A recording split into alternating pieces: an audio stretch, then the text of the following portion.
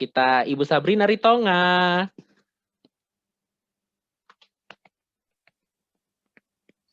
Hai. Halo Ibu, apa kabar? Selamat pagi Ibu. Pagi. Sudah siap banget Ibu Nia sepertinya. Bagaimana Ibu Ya, kabarnya hari ini Surabaya? Surabaya panas seperti biasa. Baik, Ibu, sebelum kita mulai, saya mewakili seluruh panitia yang bertugas hari ini mengucapkan terima kasih kepada Ibu karena sudah bersedia menjadi narasumber kami hari ini. Iya, Nan. Iya, Nan. Oke, baik Bu. Sebenarnya kita mulai dari pertanyaan dasar sih Bu. Sebenarnya Monggo. kita mulai dari apa ya teman-teman? Jelas kayaknya dasarnya ya autisme dan ketunagrahita itu sebenarnya kondisi seperti apa dan apa sih Bu perbedaan di antara dua kondisi itu Bu sebenarnya? Oke, jadi kalau anak autis dan tunagrahita itu berbeda, tetapi saya bilang gini dulu deh. Autis itu biasanya orang-orang bilang dia punya dunia sendiri, ya. Kemudian kalau tunagrahita tingkat kecerdasannya itu di bawah rata-rata. Jadi intellectual disability. Perbedaannya adalah biasanya kalau misalnya anak autis itu jenisnya agak berbeda-beda. Jadi ada yang rendah, ada yang mild, sedang, kemudian ada yang autisnya itu ekstrim lah, luar biasa intinya. Gejalanya kita bisa lihat. Tapi kalau misalnya tunagrahita rata-rata umumnya agak sama, walaupun memang ada juga tingkatan-tingkatannya. Tapi umumnya tunagrahita itu lebih condong kepada intelektualnya yang kurang. Begitu, Anang. Oke, Ibu. Tapi kalau tadi saya lihat ya Bu dari CV-nya, Ibu tuh pendidikan kayak jauh banget ya Bu dari dunia autisme. Yeah. Manajemen, hotel management, kemudian ada advertising, marketing juga ya Bu. Nggak nyambung ya Anan ya? Agak wow, ini kayak satu di sini, satu di mana gitu Bu. Betul, nggak nyambung banget sih emang. Terus apa sih Bu yang kok wah nih waktu Ibu merasa oh nih saya harus terjun, harus berkecimpung di dunia terapi autisme ini Bu? Oke, ceritanya ini saya long to short story ya. Ceritanya ini dikarenakan oleh anak saya sendiri gitu.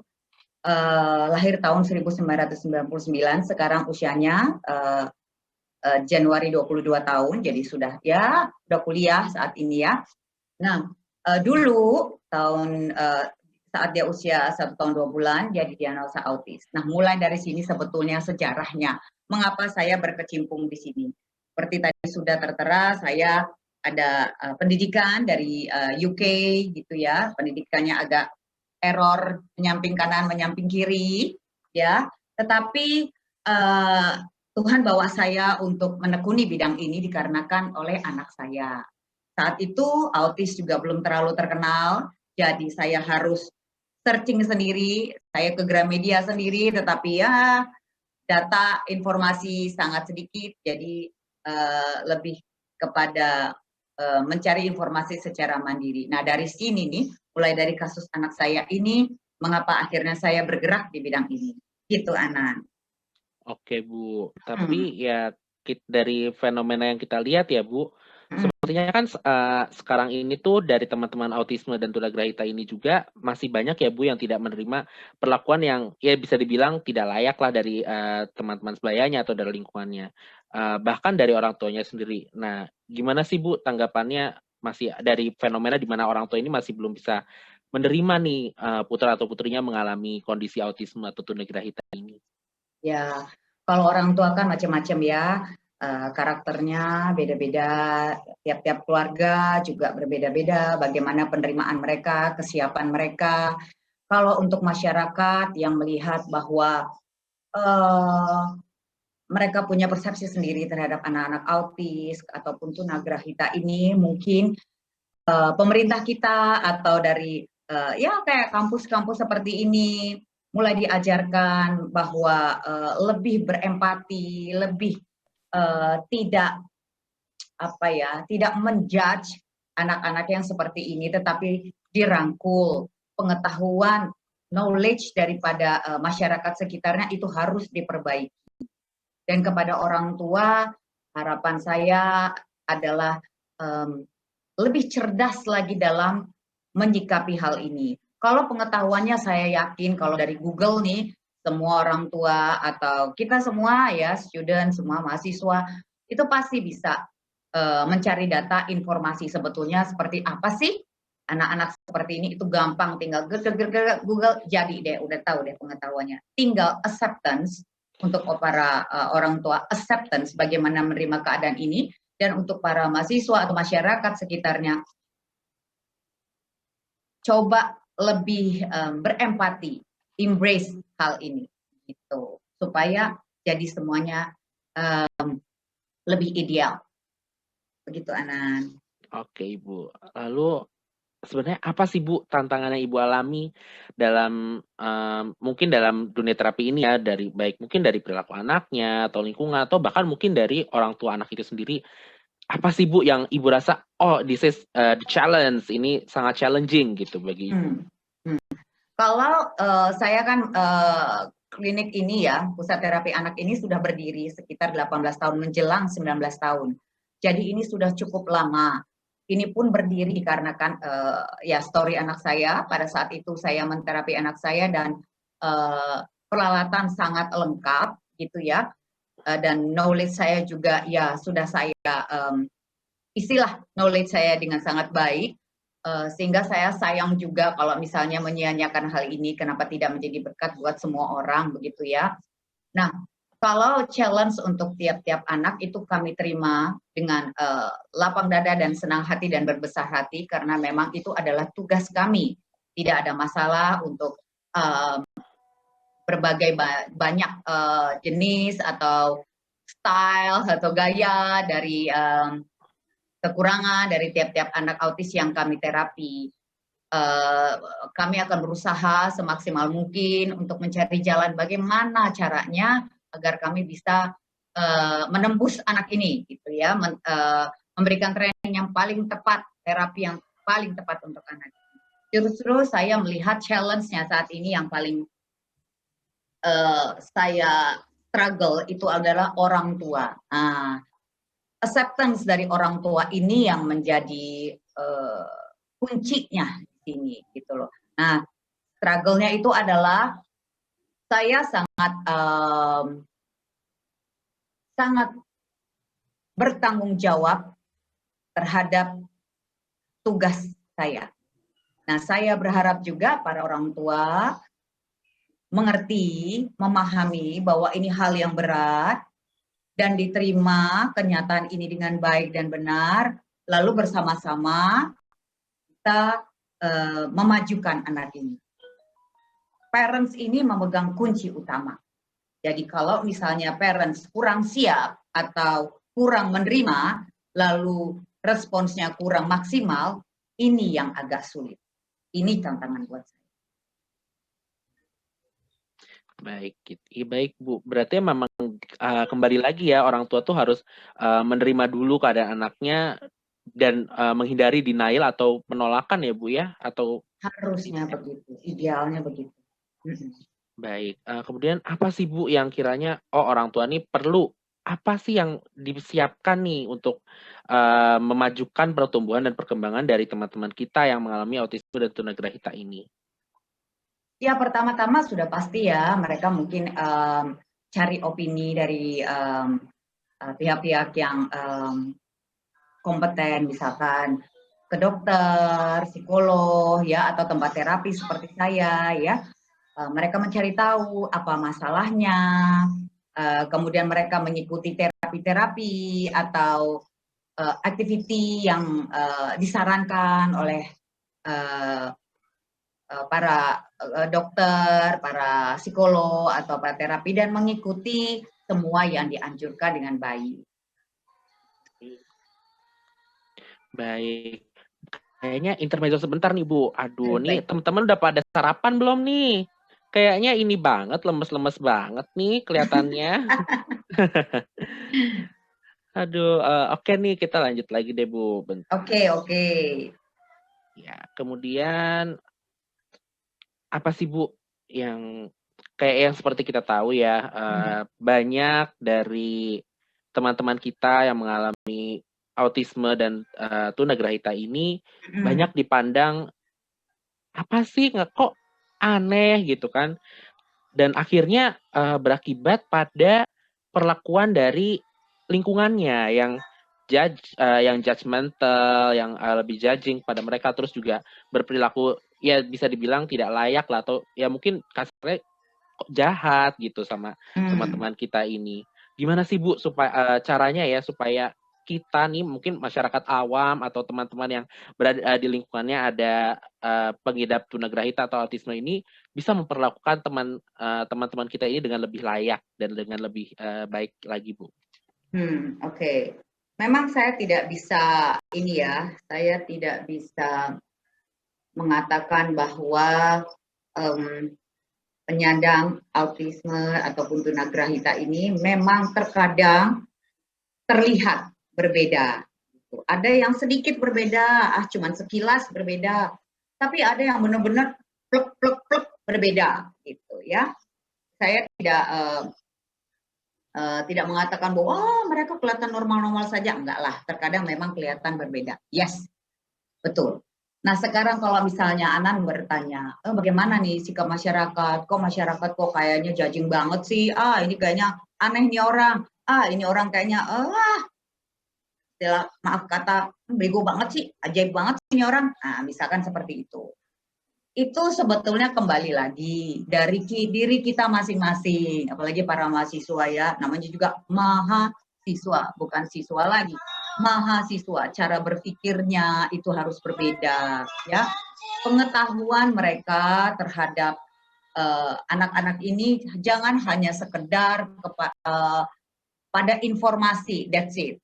Setelah melihat malah nunjuk-nunjuk, oh itu toh, oh yang kayak gitu ya, yang kayak gitu ya. Gitu. Kadang-kadang kan kita ekspresinya ini sangat ekspresif ya. Iya Terkadang bener banget, Bu. orang-orang sekitarnya jadi melihat, apalagi orang tua gitu ya, langsung minder gitu karena kita terlalu berekspresi gitu.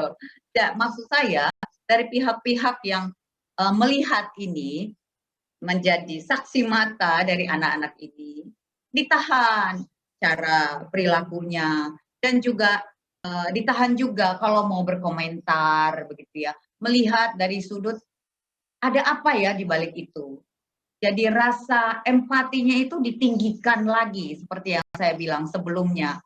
Jangan hanya berhenti di pengetahuan. Anak autis seperti ini, tunagrahita seperti ini, tetapi tidak ada willingness untuk tidak menjudging gitu. Dan kalaupun mau datang gitu melihat apa ya mau berteman cenderung kepada kepo. Nah, itu juga jangan. Kepo terus pengen tahu emang sebetulnya kamu kayak apa sih? Lu kayak apa sih? Penasaran gitu. Oh, jangan seperti itu. Itu loh saran saya. Semua itu kembali dari pribadi masing-masing. Apalagi untuk mahasiswa yang cara berpikirnya juga sudah lebih dewasa, ya saya harapkan melihat situasi yang seperti ini, melihat anak-anak atau mungkin ada anak-anak yang sudah autis dewasa atau tunagrahita yang dewasa, janganlah kita bersikap aneh walaupun dalam hati kita aneh nih, tapi nggak usah dikeluarin, nggak usah diekspresikan. Itu saran dari saya. Baik, berarti, lebih dari, saling berempati saja ya, Bu, dari antara pihak yang misal Ya, keluarga dari yang, autisme, kemudian dari, kita juga lingkungan. Jadi kayak lebih saling menyesuaikan saja ya, Bu, dengan porsinya masing-masing. betul, apalagi dari pihak keluarga kalau melihat tanggapan dari kanan kiri seperti itu, hati-hati loh orang-orang juga yang kanan kiri, walaupun kesannya itu sok bersifat baik gitu, jangan sok sifat baik, benar-benar harus baik ya. Terkadang kan sepertinya agak prihatin gitu ya, oh gini ya, tapi lama-lama kok kepo ya. Nah itu hati-hati itu agak-agak beda-beda tipis antara prihatin sama benar-benar kayaknya pengen tahu dan ada judging-judging dikit gitu, hati-hati itu. Baik, Bu. Terus, Mhm, menurut mitos ya, Bu, katanya kan autis tuh nggak bisa sembuh.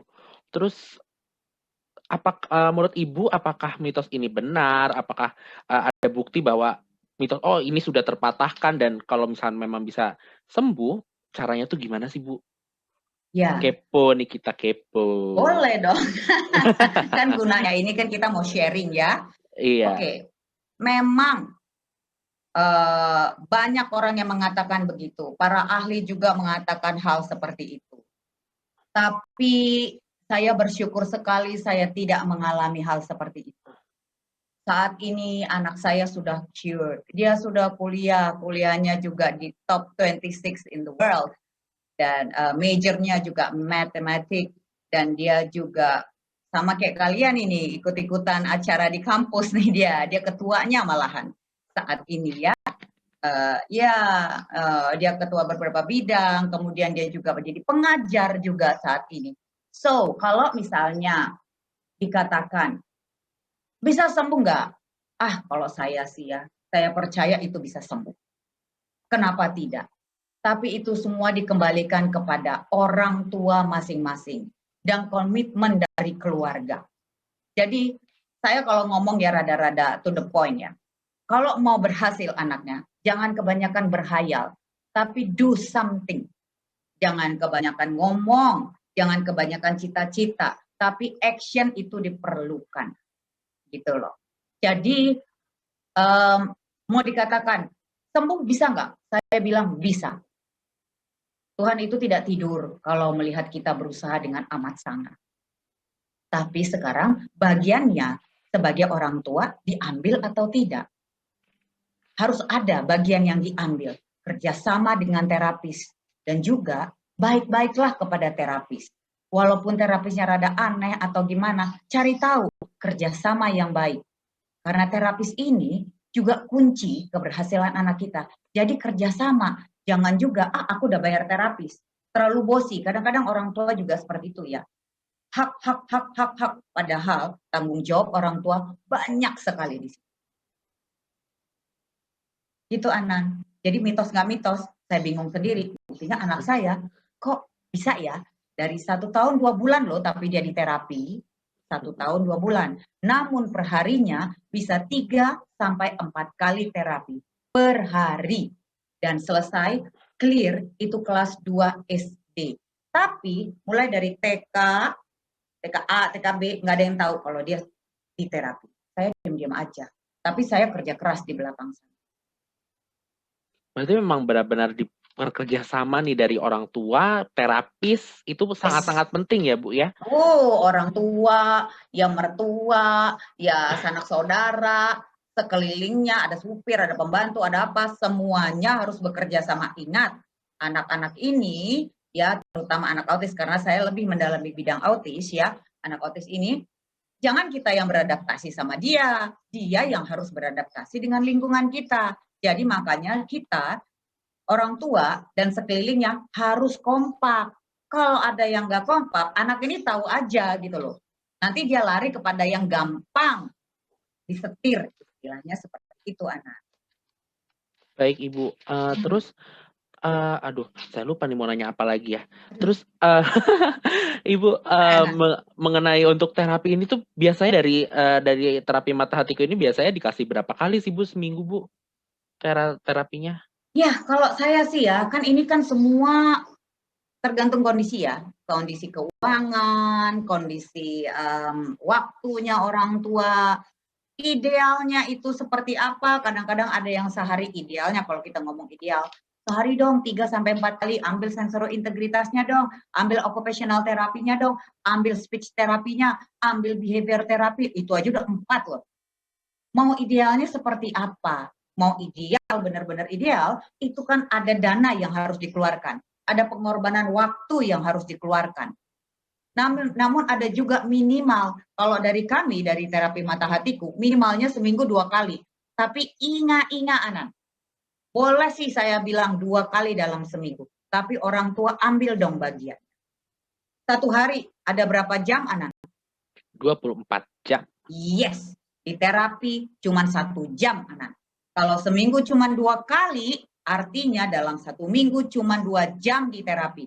1 minggu berapa, Anan? Berapa 100 jam, Anan? 168. Something like that ya. 168 kira-kira. Dari 168 jam, anak cuma di terapi 2 jam. Berarti sisanya ngapain aja? Nah, ini dia orang tua yang harus ambil bagian. Jangan merasa lega, anakku udah di terapi, pluk, dibiarin aja seperti itu. Udah di terapi, nggak bisa. The rest is tanggung jawabnya orang tua. Dia cuma 2 jam. Nah, kalau anaknya hiperaktif, dalam 1 jam, kira-kira tuh, udah pernah lihat belum anak ADHD atau autis yang aktif gitu ya. Dalam 1 jam, kita cuma dapat atensinya mungkin 10 menit. Nah loh, kalau seminggu 2 kali, berarti 20 menit. And then kita mendadak kita bilang, oke, setahun terapi kok belum ada kemajuan. Lah, bagaimana caranya tuh? Mindset kita harus kita rubah ini. Orang tua jangan terlalu pasrah sama terapis. Terapis itu oke, benar. Tapi dia harus juga mendidik kita. Dan bagian kita harus kita ambil. Saya contohin kan kemarin juga dengan Anan. Anan bisa nggak bahasa Jepang? Enggak kan? Iya. Nggak bisa bahasa Jepang. Terus mau kuliah, jangankan kuliah, dia ambil TK dia di Jepang sana. Oke, mau kuliah, mau sekolah TK, ngobrol sama anak-anak TK, habis kayak gitu, Anan, ambil ya, ini kursus bahasa Jepang, seminggu 2 kali, Anan normal loh, atensinya bagus loh, semua baik loh, seminggu 2 kali, memangnya dalam setahun kira-kira bisa emangnya sekolah di Jepang ngobrol sama teman-teman di TK? Paling body language ya Bu ya. Oh, body language, gitu aja. Hai, iya. Nggak bisa begitu, itu aja Anan yang normal loh, yang atensinya bagus loh. Bagaimana dengan anak-anak ini? Do you think enough itu terapi segitu? Iya, kalau memang dananya tidak cukup, nggak apa-apa. Tapi ambil bagian setelah itu. Gitu, Anan. Berarti memang perlu ya kita semua orang, bahkan lingkungannya itu semua harus take part ya Bu dalam kita mendidik atau membimbing teman-teman autisme ini ya Bu. Wah, itu mah luar biasa, luar biasa, luar biasa. Dan kalau misalnya dia kuliah ataupun dia sekolah ya, nah itu dia.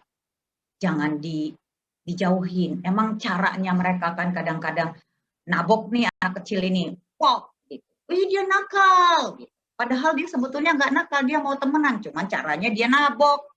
Seperti itu kan. Nah, inilah antara guru dan orang tua harus berkomunikasi. Sehingga si orang tua ngerti banget kondisi anak, orang tua ngobrol sama guru, guru bisa membantu memberikan edukasi kepada teman-teman di dalam kelas. Jadi happy family day itu di dalam kelas. Gitu, Anan. Oke, kita lanjut lagi deh ya Bu ya. Ini nih Bu, yang jelas kan sekarang nih kita lagi pandemi ya Bu. Pasti akan terjadi banyak perbedaan dalam bagaimana tindakan terapi ini dilakukan gitu ya Bu ya. Nah, dalam pada masa pandemi itu bagaimana sih Bu sistem sama metode terapi yang kemudian Ibu terapkan, Ibu lakukan untuk tetap bisa membimbing teman-teman kita yang mengalami autisme dan tunagrahita ini? Oke, nah ini dia nih. Saya sempat tutup loh 3 bulan klinik saya ya. Dan saya juga ada kursus baca tulis dan kursus matematika. Saya sempat tutup 3 bulan karena saya no clue. Ini kayak gimana ya? Tidak pernah terbayangkan sama saya untuk melakukan terapi secara online. Logikanya gini, ini anak atensi aja udah ribet. Gimana caranya terapi secara online? Dilihat satu layar kecil, kemudian dia melihat ke situ. Ini gimana caranya gitu ya. Saya juga sempat berpikir keras gitu. Is it possible gitu ya. Lalu kami mencoba bereksperimen, lalu saya temukan, aduh yang lebih efektif itu programnya apa ya. Nah ini juga tergantung dari programnya. Jadi program waktu di dalam kelas dan program waktu offline ini berbeda. Kita lebih banyak memberikan program di mana lebih kepada daily activity. Walaupun misalkan kita kenalkan kata benda. Kata bendanya itu nggak usah yang aneh-aneh. Kata bendanya itu yang untuk beberapa anak nih contoh saja ya. Misalkan, kata benda buah atau sayuran. Ada nggak tuh kira-kira di rumah buah sama sayuran aslinya? Ada dong di dalam kulkasnya nggak, Anan? Iya, nah, benar. Kita kasih tahu ke orang tua, Bu, keluarin yang ini, keluarin. Udah disiapin sama orang tua. Kita sediakan kartu. Kita nanti kasih lihat kartu, tapi realnya 3 dimensinya orang tua sudah ada. Nanti kita minta orang tua untuk membantu. Jadi sebetulnya kita bukan cuman sih ya, tapi kita memberikan instruksi kepada anak, namun kalau anaknya belum mampu mendengarkan instruksi dan belum bisa beratensi ke layar, kita meminta orang tua untuk membantu. Dan saya kok lebih senang ya, ada senangnya nih online ini. Kenapa? Orang tua bisa benar-benar memahami, aduh anakku kok kacau bener atensinya, astaga, anakku kok nggak ngerti bikinin, astaga. Nanti kita bilang, Bu, dibikin gini, Bu, nanti diginiin, Bu, nanti digini. Itu orang tua tergaget-gaget loh. Ini beda, saya lihat, oh ini bedanya dengan kelas. Kalau kelas anak, itu anak ditaruh di dalam kelas, bye-bye. Kita langsung pegang anaknya. Memang intervensi kita memang lebih baik. Tapi ya, ternyata secara online ini bisa lebih bagus juga loh. Kenapa? Orang tua ternyata involvement-nya banyak. Dia lihat betul-betul problem yang ada di hadapannya. Memang sebagai orang tua itu menakutkan. Tapi kalau saya ya, saya lebih senang melihat yang menakutkan itu. Dan saya aware, lalu saya harus melakukan apa. Mau nggak mau saya harus ngeliat kan. Terus itu kan pasti menakutkan. Saya kan orang tua juga, walaupun anak saya udah cured ya. Tapi kan saya paham, ih ngeri banget ya kalau ngeliat begini ya, ih serem banget ya. Tapi bagaimanapun juga itu harus diterima dengan lapang dada, and then do something. Dikarenakan awareness orang tua ini jadinya lebih baik, karena dia tidak bisa berharap sama siapa-siapa kecuali dia sendiri yang menghandle, terapis itu bisa membantu dari seberang sana gitu. Jadi orang tua ini lebih fokus gitu. Dan kalau kita pun berbicara kepada mereka, mereka lebih pay attention gitu karena mereka merasakan. Jadi ada hikmahnya terus. Memang hebat itu ya. Di COVID begini ada aja hikmahnya. Ya, lebih baik kita melihat hikmahnya rather than mengeluh. Iya enggak? Nah, itu sih kelebihan secara online ini. Berarti memang jadinya orang tua jadi lebih banyak take part ya, Bu, alhamdulillahnya, puji Tuhannya. Bener banget. Iya, jadi lebih oh I need to educate myself about my children condition gitu ya, Bu ya. Iya, dan juga dia bisa merasakan astaga berat ya terapis itu kerjanya, astaga ini astaga. Dia lebih menghargai orang lain juga, dia juga lebih berempati kepada anaknya juga. Karena kalau di kami mengedukasi orang tuanya. Bu, kalau ini artinya begini, Bu. Nanti kalau begini, dia jadinya begini. Nanti ibu siapin ini, ibu sih cara ngajarnya begini. Lah, anaknya bisa. Ya bisa, tapi itu bisa karena terbiasa, Bu. Bukan bisa karena anaknya menganalisa. Ibu jangan terlalu cepat ngeprom, jangan terlalu cepat bantu. Yang ada anaknya jadi pura-pura nggak tahu karena menunggu untuk dibantu. Nah dari situ kayaknya orang tua baru, oh iya benar juga, Dan itu diterapkan dalam kehidupan sehari-hari, 23 jam berikutnya. Nah itu kan lebih efektif artinya kan. Iya. Untuk kemajuan anak ini, so kita happy aja. Tenang kita sebagai terapis. Jadi pendidikan atau pembimbingan untuk teman-teman kita ini bisa lebih berdampak ya, Bu, bagi teman-teman kita. Tapi itu tergantung dari tempat terapinya juga, dari terapisnya juga, mengedukasi atau tidak. Kalau kami betul-betul mengedukasi. Baik. Kemudian pasti ya susah, lumayan sulit juga ya, Bu, untuk misalnya dari yang pandangan masyarakat, kemudian pandangan keluarga juga mengenai kondisi teman-teman kita. Jadi gimana sih, Bu, Ibu tuh membuat caranya nih menjalin kerjasama nih dengan pihak orang tua, kemudian dengan pihak keluarga dari teman-teman autisme ini untuk memberikan pengasuhan yang terbaik, pola pengasuhan yang terbaik untuk teman-teman kita. Begini Anan, tempat saya karena saya mengalami sendiri kebutuhan itu. Tempat terapi saya di Mata Hatiku ini kita memiliki media permainan itu almost 2000. Ya, saya itu paling senang hunting mainan. Saya suka ke luar negeri. Jadi di luar negeri itu educational toys-nya itu banyak sekali. Bukan berarti saya anti Indonesia Raya ya, bukan. tetapi mainan yang edukasi itu agak-agak susah gitu ditemukan, ya, gitu. Nah, sekarang saya meminta supaya ada kerjasama dengan orang tua. Orang tua di sini adalah bukan cuma mama papa, tetapi opungnya, saya orang Batak nih ya, ada opungnya, ada semua orang di situ, dan saya minta juga kepada guru. Jadi monggo ada namanya meeting barengan sekelompok besar orang. Mau gurunya nyemplung juga di situ boleh, semuanya boleh, kita meeting bareng-bareng, kita kupas habis supaya semua orang mengerti dan akhirnya kita bekerja sama dengan baik. Itu sih kalau dari kami. Berarti, sekali lagi ya Bu, memang sangat-sangat penting sebuah yang Mhm, namanya mhm. kerjasama nih dari setiap aspek lingkungan sekitar dari teman-teman kita ini ya Bu ya? Betul, sembari nenek-nenek kakeknya juga ikutan. Soalnya nenek kakek kadang-kadang suka ngelihat gini, "Ah, nggak apa-apa, dia nggak bisa ngomong, ah, telat ngomong dulu, si ini telat ngomong akhirnya ngomong." Jadul lah ya, ya seperti itu. Itu perlu Iya ya. orang seperti itu diedukasi. Baik baik.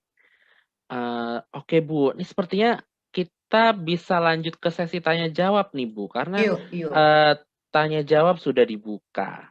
Baik, buat teman-teman, yang mau bertanya, bisa mulai untuk mengirimkan pertanyaannya melalui kolom chat dengan format izin bertanya, underscore nama, kemudian underscore nama instansi atau sekolah atau universitas, underscore pertanyaannya.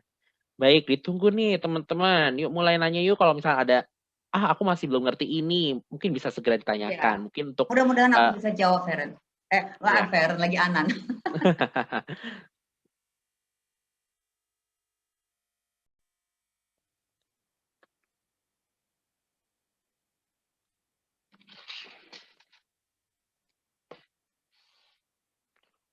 Wah, ini kayaknya udah mulai masuk nih dari dari salah satu teman kita, ada Yuanita dari apa nih, dari Universitas Gresik, mengajukan pertanyaan, apakah ada rekomendasi atau nama tempat untuk tempat pelatihan inklusif atau anak berkebutuhan khusus dan contoh bagaimana terapinya untuk tunagrahita, Bu?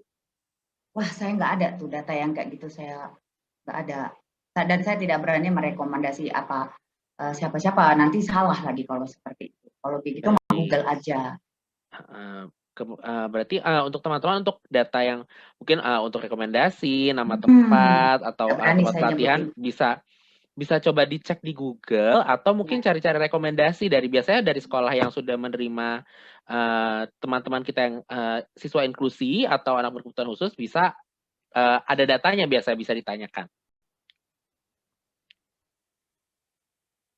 Kemudian, untuk tunagrahita tuh biasanya kayak apa sih Bu, itunya, apa namanya, terapinya nih? Kalau tunagrahita itu gini ya, karena kan kepintarannya memang agak terbatas. Jadi cenderung kita kepada lebih berfokus kepada kemandirian anak ya, itu kemandirian dia bersekolah, kemandirian dia untuk melakukan kegiatan dia sehari-hari, ya kembali lagi parents involvement itu sangat dibutuhkan. Tapi fokusnya ini ya biasanya tunagrahita ini adalah supaya mampu lebih mandiri, intinya seperti itu. Baik, kemudian wah ini udah masuk lagi nih Bu. Ada satu pertanyaan menarik dari Jati Zakia dari UBK. Pertanyaannya itu, di masa sekarang ini kan banyak ya Bu orang tua yang memberikan handphone kepada putra-putrinya yang di bawah umur, Mhm. contohnya untuk nonton YouTube, kemudian bermain game, eee, sehingga anak menjadi autis dan dipanggil pun jarang menoleh. Untuk anak autis seperti ini, itu butuh berapa lama untuk diterapi? Mungkin, ini ya kalau misalnya ada, putra-putrinya autis lalu kayak, oh udah terbiasa diberikan handphone, nah itu kira-kira untuk terapi bisa berapa lama tuh Bu? Nah gini, ada kan beberapa orang yang mengatakan, penyebab autis ini sih kebanyakan dikasih HP, ini sih kebanyakan dikasih gadget-gadget jadinya autis deh gitu. Kalau saya sih secara personal saya nggak percaya ya seperti autis itu disebabkan gadget-gadget itu ya. Di kampung sana juga ada aja anak yang ngotot dia gadgetan terus tapi nggak autis-autis tuh gitu. Saya sih lebih percaya kepada begini dari pengalaman saya. Memang sebetulnya dalam tanda kutip bakatnya itu sudah ada sedikit kekurangan. Lalu dia bisa tambah dalam dunianya sendiri jika diizinkan terlalu bermain gadget gitu. Jadi dia tambah semakin dalam dunianya. Yang ada sih seperti itu. Terkadang kalau diikutin terapi, orang tua langsung bertanya gini, gimana nih gadgetnya aku langsung hilangin? Ya enggak juga lah, kasihan amat. Cari dong alternatif yang lain. Kenapa sih sebetulnya si anak ini senang banget sama gadget? Ya soalnya kadang-kadang mainannya nggak ada. Lalu orang tua bilang, ada tuh mainannya. Bu, itu mainan dari tahun berapa? Gitu. Kadang-kadang dari tahun lalu juga udah ada. Ya diganti-ganti. Semua mainan dikeluarin, ya anak juga bosen. Misalnya mainan ini diumpetin, nanti ini dikeluarin. Seakan-akan itu jadi diulang gitu.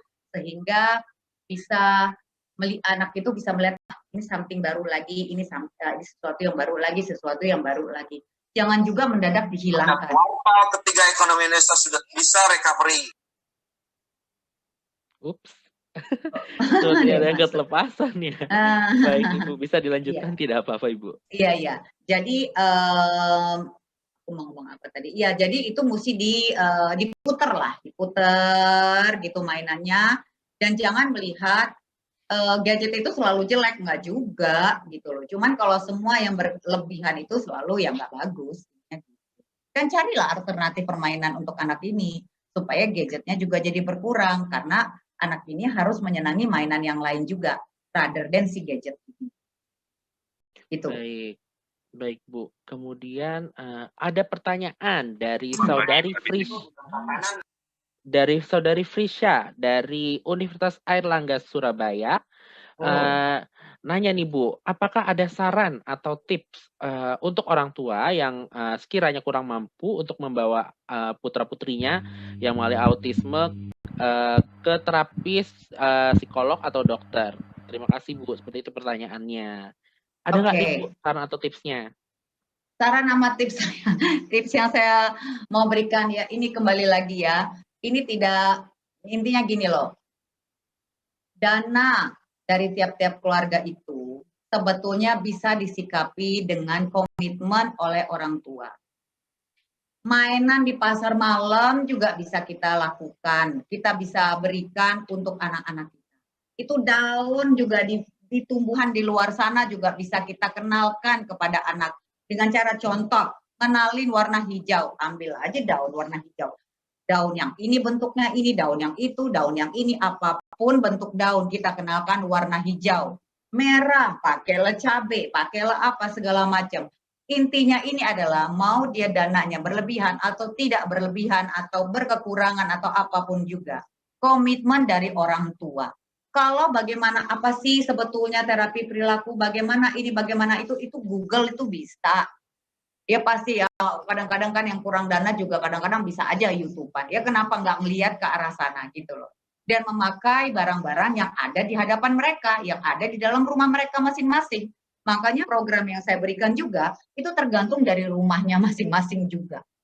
Ya, di dalam kulkas itu ada apa? Itu aja yang kita pakai, kita gunakan apa yang kita miliki. Gitu. Terkadang begini nih Anan, saya juga pernah memberikan beasiswa kepada orang tua yang tidak mampu. Tapi yang mengecewakan di saya adalah ya yang nggak mampu juga kurang berkomitmen sih. Harusnya usaha banget gitu loh. Saya udah ngebantu. Ya tapi dari kekurangannya apa yang ada itu harusnya sebetulnya yang dipakai. Bisa kok, komitmen yang luar biasa dari orang tua pasti bisa membantu anak. Dari ekonomi apapun. Baik Ibu. Kemudian kayaknya kita lanjut nih ya Bu. Ada mulai banyak nih Bu. Mulai tambah lagi terus nih Bu pertanyaannya nih. Aduh, gimana dong? Ini ada pertanyaan dari saudara Emir Syahfajar dari Winsu. Pertanyaan, bagaimana jika orang awam seperti saya, bagaimana caranya untuk mendapatkan atensi dari teman-teman kita yang mengalami tunagrahita atau autisme Bu? mungkin sebenarnya lebih ke autisme ya, karena, Iya, atensinya atensi. Iya, mungkin iya. ingin berteman, itu bagaimana sih Bu kita, meminta atau, gimana caranya kita mendapatkan atensinya dengan lebih baik Bu, gitu? Ini atensi untuk anak kecil apa yang sama-sama dewasa nih intinya. Oke, sekarang saya bilang kalau misalnya kita sama-sama dewasa ya, kan kadang-kadang mereka juga ada anak-anak sekarang yang autis juga ada kuliah masuk ya, biasanya komputer gitu dia mereka senang tuh majornya di situ gitu ya. Terus kuncinya ya kalau udah dewasa ini nggak usah maksa gitu. Kita mau teman sama dia nggak usah maksa deh, nggak usah sok charming di depan dia. Hai, aku mau gini ya. Yang ada ntar ini anak ini ngeliat kenapa gitu, yang si ini juga ngeliatnya apa sih gitu. Jadi slow but sure masuknya gitu loh. Nggak usah sok terlalu deket juga. Terus kemudian kita amati ini person ya, anak ini ya kita liatin hobinya tuh yang mana. Gitu. Hobinya tuh apa sih? Interestnya tuh apa sih? Mulai dari interestnya. And then kita masuk secara perlahan namun pasti gitu. Jadi nggak usah langsung tiba-tiba jumping, bleng, wah so rame, so deket, terlalu cepet kedeketan, anaknya juga bingung dan terkadang dia avoid, apa sih gitu. Malah dia lari atau enggak dia menghindar, malah nggak bakal mau ngobrol sama kita. Tapi kalau untuk anaknya anak kecil, misalkan kita sebagai terapis kita mendidik anak bagaimana mendapatkan atensinya, itu lakukan dengan kegiatan yang monoton. Nah, kegiatan monoton tuh contohnya begini loh, ada kaleng komprang, kaleng susu aja yang gede, tahu kan? Ya, ibaratkan ini deh, gitu. Lalu ambillah, misalkan benda-benda yang bisa dimasukin ke sini, setiap kali dimasukin, kumprang, gitu kan, seru kan? Gitu. Dia masukin terus-terusan. Ini menambah atensi loh, terus-terusan dimasukin, lama-lama jaraknya dipanjangin, jadi lebih fokus ke sini. Dan cari kegiatan yang monoton. Kalau nggak monoton, ya dia tertarik karena memang itu asik aja, menyenangkan. Jadi bukan nambah atensi, justru atensi itu ambil yang monoton, tetapi kegiatannya itu aja. Lama-lama cuman kita target setengah menit, 1 menit, 1,5 menit. Banyak lagi sih sebetulnya tipsnya untuk menambahkan atensi. Baik, kemudian aduh, agak ngantuk ya nih, biasanya udah ngopi nih jam segini nih. Ada lagi nggak yang nanya nih atau gimana? Wow, masih banyak nih Bu. Wes. Ada nih Bu dari Vera Novalia dari TK Akila. Kebetulan aku mungkin apa ya, mungkin Ibu atau Mbak Vera Novalia ini kebetulan memiliki anak angkat yang kebetulan mengalami speech delay. Kemudian beliau optimis dengan menterapi sendiri di lingkungan keluarga dengan pengetahuan sharing dari komunitas, teman-teman dan pelatihan-pelatihan. Beliau bertanya, apakah hal tersebut merupakan langkah yang bijak atau langkah apa sebaiknya yang saya ambil? Oke, ya yang ya nggak ada salahnya melakukan itu, namanya juga orang usaha, ya nggak Anan. Tapi Iya. sekarang just berhati-hati saja dengan diagnosa speech delay. Apakah dia pure speech delay atau speech delay ini dikarenakan ada alasannya gitu. Jadi kalau misalnya kayak gunung es, iceberg ya di laut sana, kita cuma lihat ting, ujungnya aja yang keluar dari permukaan. Ya itu kelihatan, wow dia telat berbicara. Sekarang kita cari tahu dulu, dia telat berbicara dikarenakan apa. Nah yang harus dicari alasannya ini, sumbernya masalahnya ini, biang keroknya harus dicari tahu. Jangan tiba-tiba ujuk-ujuk, yuk kita anaknya speech delay, oke kita ajarin dia bicara. Dia bisa berbicara sih, bisa nanti. Tapi bisa berkomunikasi nggak? Bisa berbicara, itu beda loh bisa berkomunikasi. Kalau bisa berbicara, ini berapa ini? Angka berapa ini? Anak, tuh aku nunjuk nih, Nan. Ini berapa? Satu. Ini berapa?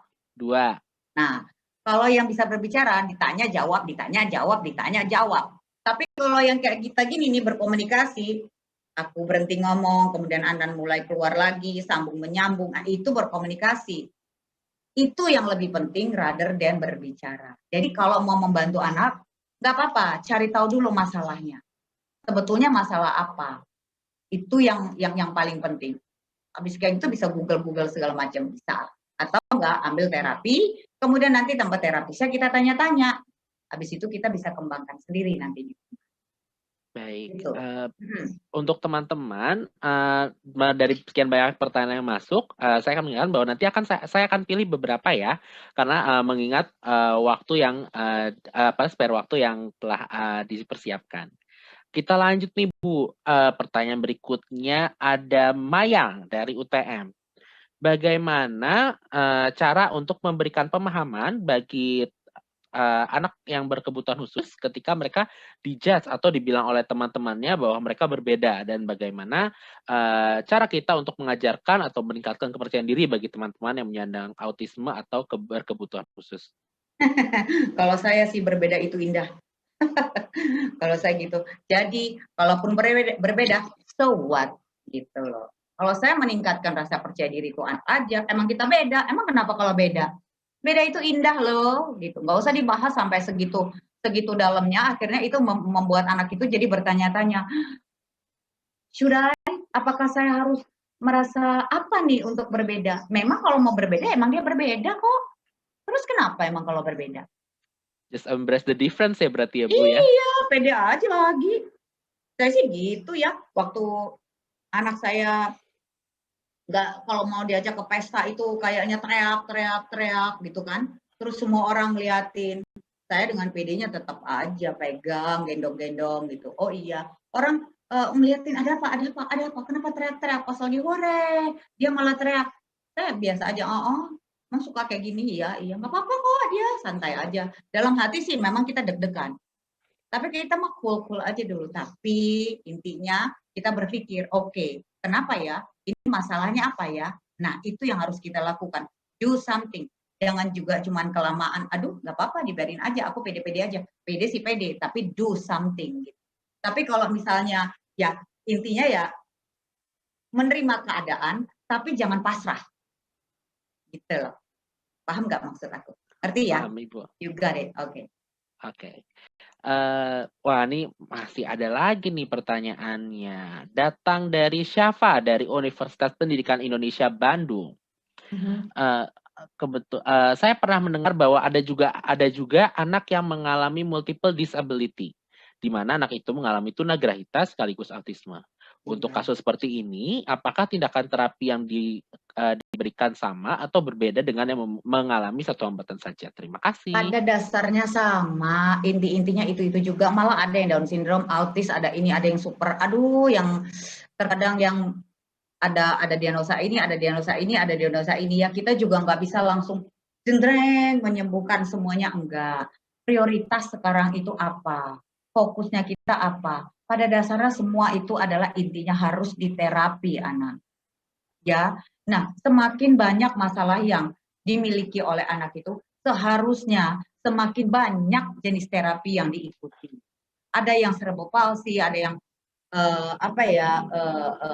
memang harus ada motorik yang harus diolah, ini harus diolah. Itu semua kan kembali juga ke dana dan kesiapan orang tua dan kemampuan orang tua dan waktu orang tua. Ya, ini kembali kepada keluarga masing-masing.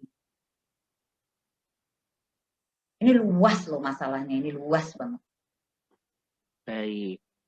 Kemudian masuk lagi pertanyaan dari sebentar, dari Natalia dari Unika Atmajaya. Selamat pagi Ibu, saya ingin bertanya apakah autisme itu bisa tiba-tiba terjadi pada orang yang sudah dewasa ataukah sejak lahir? Terima kasih Ibu. Biasanya sih ya, ada macam-macam tuh, ada yang memang seperti itu dari awal, tapi ada juga nih, konon saya juga mengalami juga beberapa orang tua yang mengatakan, ih tadinya biasa-biasa aja, namun disuntik ada sesuatu, ada vaksin tertentu yang diterima oleh anak ini, dalam tempo sehari 2 hari, ada yang seminggu, anak ini langsung diam. Nah gitu, tapi beda lagi kalau dengan tunagrahita ya. Kalau tunagrahita itu bisa agak besaran dikit karena cedera kepala atau apa, sepertinya sih ada yang begitu. Kalau saya dengar ya, walaupun saya tidak pernah dengar langsung dari orang tua, cuman info-info seperti itu saya dengar ada. Namun kalau autis biasanya umumnya genetik juga ada. Penyebab dari autis apa? Aduh udah nggak tahu lagi deh, udah secara sains bilang, saintis mengatakan udah bingung, banyak banget penyebabnya, jadi tidak bisa kita tentukan yang ini pasti yang ini, ada yang karena lingkungannya, ada karena makanannya, ada karena ini bla bla bla bla bla. Saya selalu bilang sama orang tua atau klien saya di klinik, daripada ngurusin apa sih penyebabnya autis, apa sih penyebabnya tunagrahita, Allah nggak usah lah dicari-cari tahu, karena dicari tahu itu akan menyakitkan. Kita ngecek diri sendiri. Saya as a mom, saya itu pernah mengalami itu, saya pikir kesalahan saya apa ya selama saya hamil ya, apakah makanan yang kurang bergizi atau ini, terus saya melihat suami saya, kayaknya nih suami saya nih katanya telat ngomong, jangan-jangan dari dia. Saya cari semua orang untuk disalahkan atau saya menyalahkan diri saya sendiri. Tipsnya adalah kepada orang tua, nggak usah nyari-nyari. Kalau saya sih tips, udahlah sekarang masalah yang apa yang ada dihadapi, yes, next, gitu apa. Saya waktu mendengar anak saya autis itu ya, saat itu doang tuh saya langsung kayak jangan runtuh dunia, blak. Habis itu dalam perjalanan pulang otak tuh udah mikir, harus ngapain ya, kayaknya udah siap banget, I'm so ready. Oke, ini punya masalah, terus aku mesti ngapain? Sedih-sedih nanti ada waktunya dia sedih, kita teler, habis itu bangkit lagi, sedih lagi, bangkit lagi, gitu. Baik, kita ada satu pertanyaan Ibu dari Putri Chandra Haryanto dari SMP ITA Raihan Bantul Yogyakarta. Pertanyaannya adalah, kami mempunyai satu siswa berkebutuhan khusus autis di sekolah kami. Siswa tersebut dijadikan satu kelas dengan siswa normal yang lain. Sekarang sudah diduduk di kelas 8 SMP. Pendampingan seperti apa yang terbaik untuk diberikan bagi siswa tersebut? Karena jika kami beri materi seperti siswa lain, yang bersangkutan tidak bisa mengikuti. Sebaiknya bagaimana dan apa yang sebaiknya kami lakukan? Oke. Ini dilema juga ya. Terkadang anak itu memang kurang mampu mengikuti pendidikannya. Namun ada di situ, gitu kan ya. Jadi fokusnya adalah nggak usah, saya kepada orang tua juga saya bilang nggak usah fokus banget di pelajarannya, gitu. Kenapa tidak ambil yang lain? Ya pelajarannya oke lah, yang penting lulus, yang penting bisa. Kalaupun dia bisa karena terbiasa, misalkan karena dia ngafal, iya dimaklumi. Tapi yang paling penting sekarang adalah membantu dia dalam bersosialisasi. Kalau dia autis, lebih baik bagaimana dia bisa berkomunikasi, bersosialisasi dengan kita. Ijazah sih boleh nanti kalau dia mau master kayak mau apa kayak mau itu, tapi kalau nggak bisa berkomunikasi emang bisa kerja. Kan dia gitu. Tuh yang nggak tamat SD juga bisa kerja. Nah, dia kebanyakan master, aneka master. Bisa kerja nggak poinnya? Mandiri apa? Tahu arti nilai uang, tahu bagaimana bersosialisasi. Kalau disuruh berarti melakukan. Kalau dibilang jangan gitu, berarti harus tahu. Kalau muka bosnya udah, artinya sudah bisa membaca sign. Kalau itu berarti orang lain nggak suka. Nah, saya lebih fokus kepada adik kita tadi yang di SMP. Wah, bagus sekali dengan pertanyaannya ya. Tapi seandainya saya di sana, saya jadi temannya, fokus lebih kepada sosialisasinya aja. Gitu. Karena bagian daripada academic skill-nya gitu, itu lebih cenderung kepada orang tuanya, cenderung kepada guru, gitu ya. Ada maklum tidak guru ini lah ya, kenapa juga SMP kok bisa masuk? Nah itu juga kan jadi pertanyaan juga buat kita semua. Oke, memang inklusi ada hal-hal yang tertentu. Nah kalau udah memang spesial ya berarti memang ada beberapa yang harus dispesialkan. Sebagai teman, fokus kepada sosialisasi. Baik, Bu. Ada lagi pertanyaan dari Saudari Almira dari Universitas Pajajaran. Bagaimana cara membedakan antara autisme dan social anxiety disorder? Karena sepengetahuan saya keduanya dapat membuat seseorang menjadi kaku dalam berinteraksi sosial. Terima kasih sebelumnya, Bu. Oh, itu tidak bisa dibedakan dalam tempo sesingkat-singkatnya. Kalau kita udah temenan lama sama dia, itu bakal kita ketahui. Karena kalau sekilas info, semua juga kita udah bingung. Antara ADD, ADHD, autis, ini, itu, segala macam deh. Ya mungkin aja yang dikatakan oleh tadi social interaction apa tadi ya, Social disorder. anxiety disorder. Oke, social anxiety itu bisa jadi secara ada alasan lain di balik itu. Siapa tahu juga ada setitik dua titik sebetulnya masalah tambahan untuk anak itu gitu loh. Kalau ingin tahu benar-benar itu sebetulnya apa ya bedanya gitu, ya itu mesti gaul sama dia dengan lebih lama, dicari tahu, and then kita dia ternyata ini, dia bukan ini. Tapi sekarang saya bilang lagi, ngapain juga sih cari tahu itu juga? Iya, Nggak mungkin usah kan dicari tahu. Hah? mungkin lebih karena Penasaran? kenapa ya gitu, kok kayaknya saya mungkin mau berteman tapi kok sepertinya saya diacuhin gitu. Mungkin seperti itu mungkin ya. Oh ya, oke. Kalau misalnya memang seperti itu, lebih baik slow mature aja, cara PDKT-nya lebih perlahan, dan kalaupun misalnya kelihatan kok dia kayak gitu sih, ya sudahlah, terima saja. Memang dia seperti itu. Anan tuh kayak gini orangnya, kadang jutek, kadang enggak. Alah, siapa misalnya teman kita Benny emang udah begini. Dari kitanya sendiri perlu apa ya?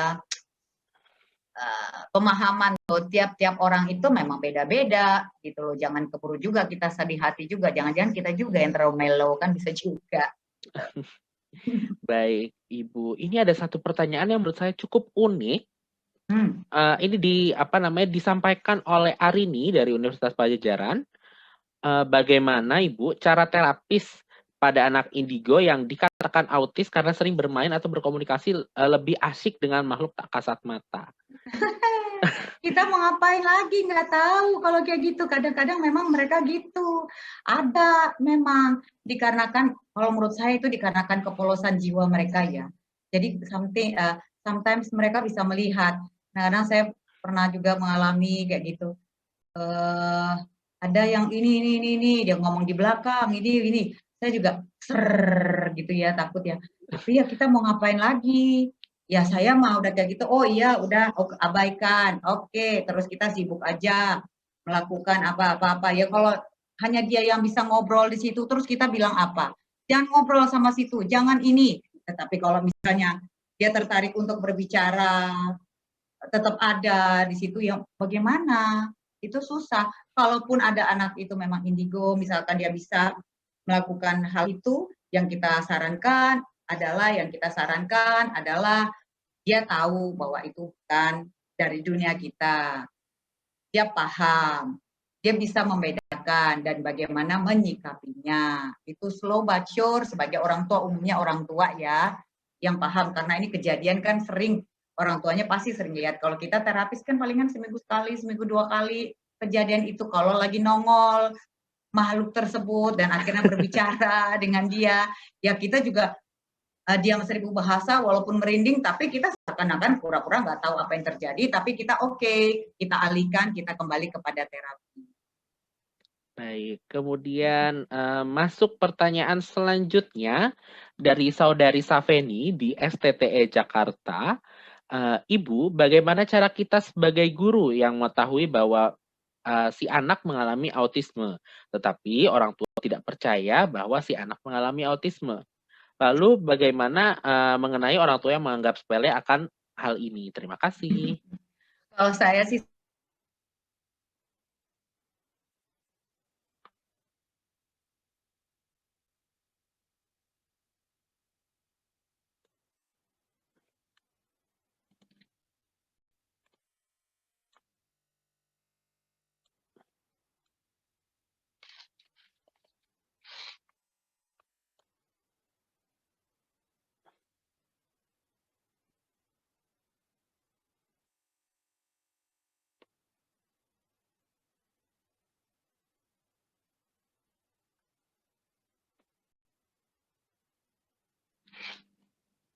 Wah, ini sepertinya ada gangguan dengan jaringan ini di Bu Sabrina.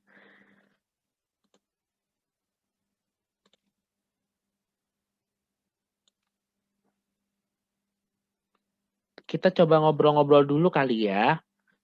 sambil menunggu Bu Sabrina tersambung kembali, coba deh teman panitia bisa di spotlight gak salah satu peserta kita? Biar bisa aku ajak ngobrol mengenai pertemuan kita kali ini.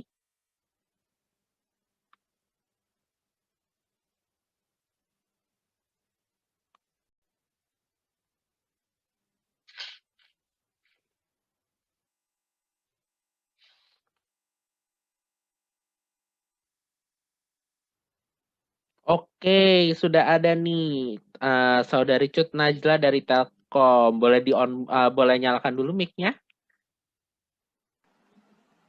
Iya, Halo Najla, apa kabar? baik. Gimana nih? Apa sih kesan yang didapatkan dari acara kita nih hari ini? Kesannya sangat mengedukasi ya, Kak. Terus ini benar-benar bagus banget dari tadi ibunya ngasih tahu gimana kita melihat orang autis dan cara menanggepinnya. Dan ini benar-benar ilmu baru banget buat aku. Karena dulu aku juga punya beberapa teman yang emang autis, jadi ya gitu kan. Baik. Najla punya berapa? Kira-kira ada nggak sih saran nih kira-kira buat acara kita? Apa yang kira-kira perlu diperbaikin? Udah ada sih Kak, udah bagus dari tadi. Oke, makasih Najla. Jangan lupa ya nanti ikut di rangkaian-rangkaian selanjutnya. Iya. Oke, makasih Najla. Iya. Baik, apakah Bu Sabrina sudah tersambung kembali ya? Udah, aku udah lari-lari nih. Mungkin ada yang kacau di wifi-ku. Tadi aku lagi bicara apa ya, Anan? Terakhir, sepertinya sih sudah menutup ya Bu, pertanyaan yang dari masih mungkin sepertinya tadi terputus di pertanyaannya Saudari Safeni, bagaimana cara kita sebagai guru yang mengetahui bahwa siswa kita mengalami autisme, tapi orang tuanya tidak percaya. Oh iya, pada dasarnya saya bilang begini aja. Sebetulnya orang tua pasti ngerti lah kalau anaknya bermasalah. Terkadang dia bilang ke guru, anakku nggak masalah kok. Itu adalah tipe-tipe dari orang tua. Orang tua ada yang aku nggak ngasih tahu aja deh, mendingan atau nggak aku pura-pura nggak masalah yang ada jadi semua masalah itu menjadi masalah guru. Kalau udah kayak gitu guru juga udah kebingungan deh. Aduh kok nggak ngaku sih gitu. Saya kok nggak percaya ya kalau orang tua nggak sadar kalau anaknya bermasalah. Harusnya sih dia sadar. Yang ada dia tidak mau mengakui secara belak-belakan dalam hati sih dia bertanya-tanya sih. Kalau saya sih lebih feeling ke arah sana. Terus bagaimana sih menyikapi orang tua yang seperti ini? Kalau saya dari pihak guru lebih baik ngobrolnya itu jangan dimulai dengan masalah. Terkadang diundang, ibu ada masalahnya gini, itu orang tua udah keburu capek. Mungkin aja kan masalahnya itu bukan cuman bukan cuman di sekolah aja. Bisa aja ini anak udah masalah di tempat-tempat lain. Jadi begitu guru udah ngomong, dia udah capek duluan, enggak gitu, udah buat tembok duluan kayak gitu. Nah, mungkin guru bisa memulai dengan ngobrol-ngobrol dulu. Oh ini, aduh, saya mau gini nih, niat baik dulu nih. Saya mau bantu nih, mau bantu Benny nih, begini-gini Bu. Saya mau bikin gini-gini. Tapi enaknya gimana ya? Nah, cara masuknya itu lebih cantik gitu loh, Anan. Rather than dipanggil, Houston, you have a problem. Ya, kesannya begitu. Itu udah nakut-nakutin si orang tua. Udah nggak mau. Pokoknya aku udah sekolahin anaknya di situ. Nah, mungkin kan seperti itu. Baik. Berarti memang benar-benar dari gurunya juga harus lebih slow, lebih yang diajak ngobrol dulu, kita diselami dulu ya Bu, seperti keadaannya tuh seperti apa. Kita yang bilang anak ibu kalau di rumah seperti apa, atau kalau lagi jalan-jalan seperti apa, lebih kayak gitu ya Bu dimulainya. Jadi lebih ada basa-basinya dulu lah gitu. Iyalah, aku rasakan dia masalahnya pasti banyak. nggak cuma di sekolah itu, mungkin di rumah, mungkin di ini. Coba guru juga nauin juga gitu loh. Oke deh, kalau nggak bisa begini, nggak semua orang tua tuh bisa dengan lapang dada ya menerima kenyataan ini. Ada yang slow banget nerimanya, step by step, ada yang langsung embrace, itu ada. Tipe-tipe orang tua beda-beda. Nah, sebagai guru kan memang harus berkomunikasi juga kan kepada parents-nya. Apalagi kalau pendidikan anak usia dini, memang tugas guru harus berkomunikasi dengan orang tua. Baik. Kemudian datang pertanyaan dari Saudari Dea Salsabila dari Radio Mahasiswa Unpad. Dari Saudari Dea bertanya, saya punya sepupu yang mengalami autisme dari kecil sampai sekarang. Sekarang umurnya sudah 22 tahun dan sudah mulai menyukai lawan jenisnya. Saya sering kali melihat sepupu saya melakukan kontak fisik kepada perempuan yang tidak dia kenal. Bagaimanakah cara memberikan pengertian kepada sepupu saya agar mudah dimengerti? Terima kasih. Itu susah kalau kasih pengertian gitu ya, karena kan dia tidak bisa juga faking ya, apa yang dia rasakan dia keluarkan, apa yang dia rasakan dia keluarkan, kan kayak gitu ya. Yang ada kita yang menghindari, artinya kalau gejala-gejala kan kita udah tahu nih dari cara dia, gesture dia, eye contact dia, udah kayaknya dia udah mau, targetnya udah dapat nih. Nah, Doing kita something. Iya, kita hindarkan tuh. Situasi itu kita hindarkan, kita bikin pengalihan, kita bikin apa. Baik. Berarti kita harus lebih ini ya Bu, yang kayak lebih tanggap Strategi. sama keadaan dan punya strategi untuk mengatasi berbagai situasi, kondisi yang mungkin akan dilakukan, akan terjadi ya Bu ya. Betul. Kalau dikasih pengertian nanti dia bilang iya benar. Oke, saat itu dia ngerti. Nanti kejadian lagi dia lakukan lagi. Jadi jangan ngebayangin pengertian yang bisa dikasih tahu dengan dia bicarakan baik-baik, kemudian ini gitu. Dia paham saat itu, habis itu ya dia nggak bisa tahan lagi, nggak bisa cope juga gitu loh. Makanya lebih baik kalau kayak gitu hindari. Berarti lebih menghindarkan suatu Momen kondisi atau situasi atau momen yang melibatkan dengan dikelilingi oleh banyak lawan jenis sepertinya ya Bu ya. Iya, kalau misalnya udah kelihatan tuh gesture-nya, oke, kita hindari. Kalau memang dia lagi santai-santai ya nggak apa-apa. Tapi udah kelihatan gelagatnya, ya udah. Something must happen nih, gitu kan? Kita harus, tahan, gitu. Kemudian datang pertanyaan dari mungkin Bapak atau Ibu Sadiastana, instansinya dari SMA Negeri 4 Singaraja. Ibu, apakah Asperger itu sama dengan autis? Lalu bagaimana dengan ADHD? Kalaupun beda, di manakah perbedaannya? Karena kebetulan anak saya didiagnosis mengalami Asperger. Kalau bisa, apakah ada tips untuk saya merawat putra atau putri saya? Seperti apa tipsnya? Oke, sama tipsnya silakan Google bedanya Asperger dan autis apa. Tapi saya dari pengalaman, namanya secara sekilas saya kasih tahu, Asperger itu lebih kepada little professor, artinya anak ini pintar, ya. Rata-rata anak Asperger itu anaknya pintar, bisa cepat sekali baca, biasanya secara akademis itu bagus anaknya, tetapi sosialisasinya kurang, gitu loh. Nah,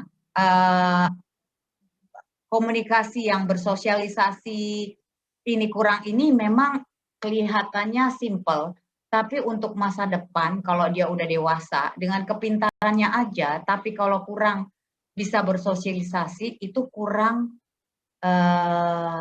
baik gitu loh. Misalkan mau kerja nih, dia mau kerja, ayo kerja hari ini, ntar dia bilang aku lagi capek. Nah loh, nggak bisa kerja dong, nggak bisa gitu dong bilang lagi capek, karena aku lagi capek benar. Nah itu mau gimana? Yang kayak gitu-gitu susah gitu loh. Kalau misalkan dia pas kerja kita bilang, iya ya, tolong kerjain yang gini, ini salah, saya nggak mau, ini salah, ini benar. Itu sosialisasinya itu yang kurang. Anaknya itu sih rata-rata dia sangat pintar. Gitu. Ya dilakukan juga ya terapi yang terapis mereka yang disarankan oleh untuk anak ibu. Kalau perbedaan yang jelas banget itu gampang, tinggal di Google aja lihat itu juga bisa diketahui kok. Baik. Wah, ini masih banyak ini pertanyaannya ya. Mana dong? Datang dari sorry sebentar. Dari saudari Zania dari TK Muslimat Nahdlatul Ulama 1 dari Karangpandan. Bagaimana apabila orang tua tidak mau menyadari bahwa anaknya termasuk kategori tunagrahita sehingga memasukkan anaknya ke sekolah umum, sedangkan anaknya tidak bisa mengikuti perkembangan anak yang lain dalam hal kognitif. Ya, kembali lagi, itu mah orang tua lagi, Anan, gitu loh. Itu mah orang tua aja, kan kadang-kadang orang tua merasa yang paling tidak anakku bisa sekolah, sanggup gak sanggup, ya nggak apa-apa deh, yang penting anakku bisa sekolah. Sekolahnya di mana? Sekolah umum, sekolah biasa. Ada orang tua yang memang menutup mata, telinga, hidung, dan menutup semuanya, lari dari kenyataan, dan berusaha. Kalau misalkan kita pun orang tua mau masukin sekolah normal, nggak apa-apa. Anak saya selalu masuk sekolah normal loh, nggak pernah enggak. Tetapi di dalam sekolah normal itu pasti ada kendala-kendala yang kita temui. Nah, kendala ini langsung dikerjain melalui terapi sehingga kendalanya terpotong, hilang. Jangan juga aku udah nyaman, yang penting aku udah sekolahin anakku, plek. Udah, habis itu lebih dari situ, oke deh aku terapi. Tapi terapi itu tidak mendukung anak ini, membackup anak ini sekolah. Jadi ada misunderstanding juga di sini, jangan sampai begitu. Saya menyekolahkan anak saya dalam rangka saya melihat kekurangan anak saya di sekolah. Kekurangannya itu apa? Dan itu langsung diintervensi dengan terapi. Sehingga kekurangan tadi hilang. Seperti itu ya Bu berarti ya. Baik. Nggak salah dengan sekolah, nggak salah. Tapi ya jangan terlalu pasrah juga. Berarti memang ya seperti kita tahu juga ya, seperti tadi udah jelasin, memang orang tua juga memang harus ada andil, harus tetap anak saya mengalami kondisi seperti ini, berarti saya harus lakukan apa, lebih mulai berusaha untuk mengedukasi diri, kemudian mencari-cari info seperti itu ya Bu ya. Iya, acceptance juga, knowledge juga, jangan terlalu pasrah juga, doing something juga, jangan kebanyakan ilmu pengetahuan, tapi pas melakukan udah keburu hilang semangat, gitu. Oke Bu, Ibu kita boleh tahu nggak sih Bu, tempat terapinya Ibu ini adanya di mana sih Bu? Bintaro sektor 1 Jakarta Selatan. Lebih tepatnya di alamatnya Bu? Waduh, alamatnya itu. Mungkin ada teman-teman yang di Jakarta dan sekitarnya yang kepo, mungkin atau nanti bisa menghubungi kemana gitu. Oh, ini aja, lihat di Facebook juga bisa, www.anakkumatahatiku.com gitu, atau juga ke Instagram EQE, Emotional Quotient Excellence ceritanya, EQE, mata hatiku. Wah, udah dapat deh tuh IG. Oke, kita lanjut lagi ya Bu, nih tapi pertanyaannya sudah mulai habis ini pertanyaannya. Waktunya udah juga mulai habis juga kan? Iya. Kemudian datang pertanyaan dari Bapak Irwan dari ini pertanyaan aku udah terakhir dapet nih, Ana nih. Apa Bu? Alamatnya nih dikirim. Jalan Bintaro, Taman Barat, Blok C1 nomor 8, Sektor 1, Bintaro Jaya. Nah, buat teman-teman nanti kalau misalnya mungkin atau ada yang di sekitar Jakarta lalu membutuhkan terapi, mungkin nanti bisa ke alamat tersebut atau mungkin bisa menghubungi dari website yang tadi sudah disebutkan ya, atau mungkin cek di Instagram atau Facebook di sosial medianya. Oke, tadi Ana sorry, tadi pertanyaannya apa, maaf.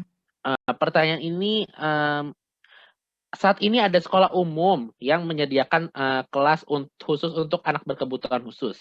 Kira-kira akankah ada dampak bagi anak yang masuk ke kelas anak berkebutuhan khusus tersebut? Oke, ini juga masing-masing ya, pendapat masing-masing. Kalau saya lebih cenderung kepada anak itu harus dimasukkan ke sekolah senormal-normal mungkin ya. Jadi kalau kita bicara soal anak autis ya. Jadi semakin normal lingkungannya, semakin baik kemajuan anak ini karena dia adapt dengan anak yang normal, ya enggak. Kalau misalnya kita masuk kepada sekolah yang anak-anak autis juga berkumpul, saya agak bingung siapa yang contoh siapa.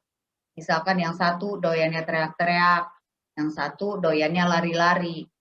Yang teriak-teriak akhirnya nyontoh yang lari-lari. Sekarang dia teriak-teriak dan lari-lari. Dan lari-lari. Yang lari, yang tadinya nggak teriak-teriak, karena ngeliat temannya teriak-teriak, akhirnya dia lari-lari dan teriak-teriak gitu. Jadi kalau saya sih, ini pendapat pribadi ya, Anan ya. Kalau saya sih kurang setuju kalau anak-anak itu dikumpulkan bersatu padu itu enggak. Siapa yang contoh siapa gitu ya. Cuman kan sekarang diizinkan untuk anak-anak autis ini dalam satu kelas normal itu diizinkan 1 atau 2 anak ya di dalam kelas gitu. Nah itu baik karena kan dia masuk ke lingkungan yang normal. Mungkin ada beberapa yang dibantu oleh shadow-nya, shadow terapis, ya ada yang dibantu seperti itu. Lebih baik yang seperti itu, rather than satu kumpulan anak dengan diagnosa yang mirip-mirip. Nah itu lebih baik tidak usah kalau saya. Cuman kan beda kalau dengan Down syndrome, tunagrahita kalau masuk ke sekolah berkebutuhan khusus betul yang bukan masalah perilaku yang seperti apa gitu ya, itu sih nggak apa-apa. Tapi kalau anak-anak autisme ini sepertinya lebih disarankan sih lebih baik masuk ke lingkungan yang senormal mungkin. Baik. Aku mau ngingetin buat teman-teman yang peserta yang sudah hadir udah bisa untuk mulai mengisi tautan Google Form untuk mengisi kehadiran untuk mendapatkan e-sertifikat dari talk show ini. Kemudian Ibu ada nggak sih Bu satu cerita yang paling menarik gitu, satu kasus yang paling menarik yang pernah Ibu tanganin? Mungkin perilaku anaknya seperti ini dan itu benar-benar jadi sesuatu yang menarik buat Ibu untuk ditangani. Ada sih. Ini saya suka saya ulang-ulang nih ceritanya gini. Ada ya karena ini yang paling memang menarik ya buat saya ya. Saya waktu itu ada di luar kelas, kemudian ada terapis saya yang menghandle anak perempuan.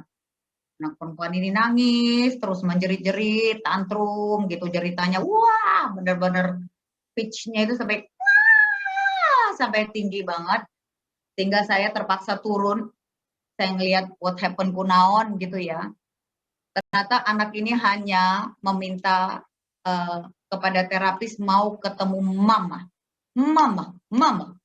Maunya dia mau mamanya ada. Atau enggak dia mau mamanya datang keluar. Atau enggak dia yang mau keluar mendatangi mamanya. Intinya kayak gitu ya. Tetapi anak ini sangat ngotot-ngototan ya gitu ya, ngotot. Kita bilang boleh mama datang asalkan kamu nurutin dulu perintah kita, instruksi kita. Kalau instruksinya cuma bilang ayo tepuk tangan atau ayo tangan ke atas. Kalau dia udah punya good behavior, kita bilang tangan ke atas, naiknya tangannya dinaikkan ke atas. Nah itu kan berarti suatu hal yang benar, tindakan yang benar. Kita harus kasih reward. Mama masuk, gitu kan. Intinya begitu. Kita memberikan reward pada saat anak berada pada good behavior. Jangan sampai dia nangis-nangis, lalu dia minta mamanya datang. Itu kan lagi bad behavior. Lagi bad behavior, perilaku buruk, kita datengin mamanya. Berarti kita nge-reward dia pada saat berperilaku buruk dong. Gitu kan. Jadi kita bilang, oke, misalnya namanya Tasya, misalkan ya, lupa saya namanya. Tasya, ayo angkat tangan atau apa kek gitu ya. Kita minta dia, padahal anak ini bisa gitu, bisa ngomong, bisa ngapain segala macam, tapi anak ini nggak mau. Malah dia ngancem, dia dan dia berusaha, maaf ya, di situ. Dia sengaja, dia berusaha untuk pups di situ, dia sampai keringetan supaya itu pupsnya keluar. Dan waktu saya datang itu dia membuat saya itu, dia berusaha banget untuk mengintimidasi saya dengan jeritan yang luar biasa sehingga kita sendiri ngomong aja susah. Tapi tips saya di situ kepada terapis saya, calm down, tenang. Karena kalau kita panik, anak ini bisa baca. Dan kalau kita panik, anak ini merasa berhasil. Nah kan panik kan lu, seperti itu. Tenang aja, tenang. Nah di situ saya tenang. Ada setengah jam lebih loh. Anak ini teriak terus. Tapi dengan muka tenang, saya tenangin aja. Nggak usah teriak. Coba lakukan ini. Gitu. Dan di situ terapi saya sudah WhatsApp, Bu. Kalau misalnya anak yang mau melakukan sesuatu, nanti ibu langsung masuk ya. Atau nanti anaknya kita bawa. Perlu waktu setengah jam. Akhirnya dia kecapean juga nangis, terus dia lemes. Oke, tangan ke atas. Terus dia, tangan ke atas begini, langsung mama jadi suruh masuk. Pintar. Kenapa seperti itu? Kita harus menunjukkan kepada anak bahwa kita yang bosnya, bukan dia yang bos. Dia yang harus adaptasi ke kita, bukan kita yang adaptasi ke dia. Padahal kita mintanya cuma sederhana. Anak ini nggak mau karena dia bosi banget. Dia yang ngatur. Nah kalau dia ngatur, mamanya ngikutin terus ya akibatnya seperti itu. Ke orang lain, dia berusaha bosi juga, ya nggak bisa. Bagaimana anak ini bisa bersosialisasi dengan teman-teman sekitarnya? Kalau dia bosi kayak gitu ya, teman-teman seumurnya ya nggak bakal mau dong temenan sama dia. Kalau temannya lebih tua, mungkin yang lebih tua ini ya mau karena emang, aduh kamu anak kecil ya udah aku ikutin. Atau kalau dia temenan sama anak yang lebih kecil, dia ngeliatin ini kakaan, ya udah deh ikutan. Tapi kalau peersnya sama-sama seumuran, ya itu susah itu. Itu sih pengalaman yang saya ingat. Baik, Ibu. Sepertinya kita sudah mulai masuk ya ke penghujung acara, ke Iya. penghujung sesi tanya jawab ini. Nah, Ibu punya nggak sih, Bu, tips dan trik untuk menangani teman-teman yang mengalami autisme, kemudian bagaimana cara berteman dengan mereka? Oke. Ya kalau tipsnya saya untuk teman-teman yang punya teman yang anak-anak autis atau autis dewasa, ya tipsnya adalah jangan terlalu maksa ya. Kita lihat dulu kesenangan itu anak, cari topik yang betul-betul disenangi dia supaya bridgingnya dapat seperti itu. Lalu kalau kepada orang tua, saya mau tipsnya embrace the problem. Oke, masalah itu didatangkan oleh Tuhan ke kita karena kita kuat, intinya gitu. Jadi Tuhan udah pilih orang tua yang spesial, orang tua yang kuat. Kita harus melihat masalah yang di hadapan kita ini dari sudut pandang yang lain. Bahwa kita kuat dan kita harus terima dan do something. Itu sih tips dari saya. Baik. Lalu karena kita sudah sampai penghujung ya, Bu, apakah Ibu ada closing statement nih dari dari pembicaraan kita hari ini? Oke, closing statement-nya untuk para orang tua, acceptance, and then let's join hand and make it happen. Itu motonya dari mata hatiku. Kalaupun ikut terapi, yuk bergandengan tangan dengan terapis. Karena terapis tidak dapat berjalan sendiri. Orang tua harus berjalan bersama-sama dengan terapis. Let's join hand and make it happen. Tidak ada yang mustahil di dunia ini. Kalau kita berusaha, kita berdoa, kita berusaha. Pasti Tuhan berikan yang terbaik untuk kita. Baik. Semangat. Semangat. Kita semua harus semangat. Yes, semangat. Baik, sepertinya kita sudah sampai di penghujung acara. Kemudian saya juga akan menyampaikan kesimpulan dari hasil pembicaraan kita hari ini. Jadi di hari ini kita sudah seperti yang tadi sudah dari hasil pembicaraan kita sudah mengetahui autisme itu kenapa, kemudian tunagrahita itu juga kenapa, kemudian kondisi itu merupakan kondisi yang seperti apa, kemudian kita juga sudah mengetahui mengenai hal-hal apa saja yang perlu diperhatikan, kemudian bagaimana kita sebagai teman atau aspek dari lingkungan untuk menyikapi keberadaan dari teman-teman kita yang mengalami autisme dan tunagrahita, kemudian juga bagaimana orang tua sebaiknya atau seharusnya bisa bersikap menghadapi kondisi yang terjadi apabila anaknya mengalami autisme atau tunagrahita. Kemudian ya dengan kita sudah mengetahui banyak hal ya banyak hal yang dapat kita petik melalui pembicaraan kita hari ini. Kemudian terima kasih sekali atas kesediaan Bu Sabrina menemani obrolan kita pagi hari ini sampai menjelang siang. Kemudian akan diberikan e-certificate dan plakat secara simbolis kepada pembicara kita hari ini, Ibu Sabrina Ritonga, yang sudah sangat-sangat informatif sekali menemani kita hari ini oleh Project Officer kita, Tiara Faradila. Terima kasih banyak. Terima kasih juga Ibu Sabrina sudah meluangkan waktunya. Baik, bagi Ya. teman-teman publikasi dan dokumentasi mungkin bisa mendokumentasikan momen ini.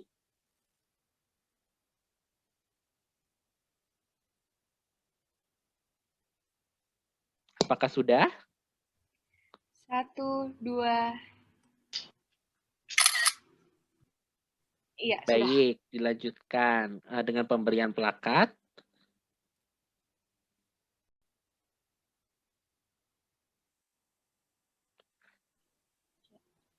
Baik. 1, 2. 1, 2. Ya. Nah, baik teman-teman. Nanti yang seperti sudah kita lihat